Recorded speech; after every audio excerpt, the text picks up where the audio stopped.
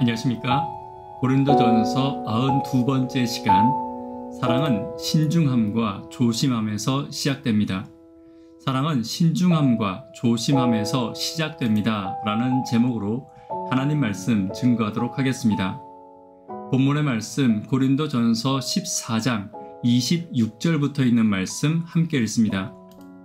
그런즉 형제들아 어찌할꼬 너희가 모일 때에 각각 찬송시도 있으며 가르치는 말씀도 있으며 계시도 있으며 방언도 있으며 통역함도 있나니 모든 것을 덕을 세우기 위하여 하라.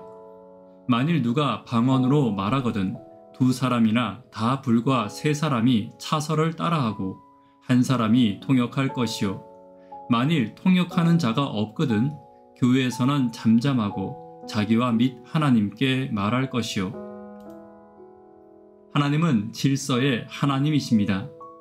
하나님의 창조와 구원의 섭리 역시 질서와 원칙, 공의와 법 위에 세워진 철저한 하나님의 질서의 다른 얼굴이라 할 수 있을 것입니다. 그렇다면 하나님의 몸된 교회 역시 하나님의 질서 속에서 운영될 때 교회는 건강하고 성도들도 성장해 나갈 것입니다. 우리의 신체가 각각의 지체들의 질서와 균형 속에서 건강을 유지하고 자라나는 것처럼 오늘 하나님의 몸된 교회와 성도가 자라나기 위해 어떤 질서와 어떤 원칙이 우선되어야 할지 함께 살펴보도록 하겠습니다. 첫 번째는 사랑으로 서로의 은사를 존중해야 합니다. 26절입니다. 그런즉 형제들아 어찌할꼬 너희가 모일 때에 각각 찬송시도 있으며 가르치는 말씀도 있으며 계시도 있으며 방언도 있으며 통역함도 있나니 모든 것을 덕을 세우기 위하여 하라. 모든 것을 덕을 세우기 위해서 하라는 것은 교회 안에 사랑을 세우기 위해 하라는 것입니다. 교회에는 각자의 은사들이 있습니다.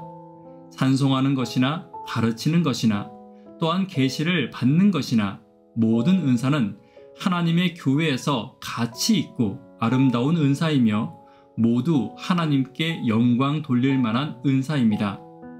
그렇기에 서로의 은사에 대한 존중이 필요하며 서로의 사역에 대한 존경이 필요합니다. 때때로 교회에서는 각자의 사역에 대해서 잘 알지 못하는 부분들이 분명히 있습니다. 잘 모르기 때문에 함부로 이야기하거나 쉽게 판단하는 잘못을 범해서는 안 되는 것입니다. 누군가를 함부로 대하지 않는 것, 신중함과 조심함으로 대하는 것이 교회의 덕을 세우는 것이며 성숙한 품성의 모습이며 사랑의 질서의 첫 번째 원칙입니다. 하나님의 교회의 질서는 존중과 사랑, 그리고 각 사람들이 신중하고 조심하여 행동하고 말하는 데서 시작됨을 잊지 않는 저와 여러분 되기를 간절히 바랍니다. 두 번째는 기다려 주어야 합니다. 27절입니다. 만일 누가 방언으로 말하거든 두 사람이나 다 불과 세 사람이 차서를 따라하고 한 사람이 통역할 것이요. 고린도 교회의 방언의 또 하나의 문제는 질서가 없다는 것입니다. 각자 자신의 소리를 내기에 바빠서 다른 사람의 소리를 듣지 않았습니다. 우리는 교양이 있다 없다는 말을 자주 합니다. 어떤 사람은 교양을 높은 지식이나 높은 교육 그리고 어떤 예법을 아는 것으로 이야기하지만 교양은 배려하는 것입니다. 나보다 연약한 사람을 배려하는 것이 교양입니다. 나보다 연약한 사람에게 화내지 않는 것이며 이해해주고 그 사람의 소리를 들어주는 것이 교양입니다. 또한 교양은 기다려주는 것입니다. 내 마음에 들지 않아도 다른 사람의 소리를 끝까지 들어주고 나를 향한 오해와 마음 상할 만한 이야기에도 기다려주는 것이 교양입니다. 또 교양은 사랑으로 감싸주는 것입니다. 함부로 다른 사람의 이야기를 하지 않으며 다른 사람의 교양 없음에 대해서도 연약함으로 감싸주는 것이 교양입니다. 또 교양은 다른 사람의 필요와 시간을 살피는 것이 교양입니다. 다른 사람의 필요가 무엇인지, 다른 사람이 원하는 것이 무엇인지, 다른 사람의 필요와 시간을 배려하는 것이 교양입니다. 그래서 교양의 다른 말은 기다림이고 사랑입니다. 오늘 교회의 질서는 기다림과 사랑에서 시작됨을 기억하고 기다림의 교양이 있는 저와 여러분 되기를 간절히 바랍니다. 세 번째는 배려와 침묵이 질서입니다. 28절입니다. 만일 통역하는 자가 없거든 교회에서는 잠잠하고 자기와 및 하나님께 말할 것이요. 바울은 방언과 관련해서 교회의 질서를 이야기하며 세 번째로 통역자가 없으면 교회에서 잠잠할 것을 말하고 있습니다.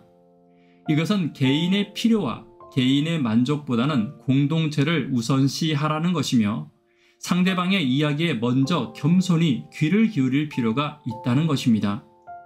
또한 교회에 말하는 자가 많고 듣는 자가 없다면 그 교회는 무질서한 교회가 될 것입니다.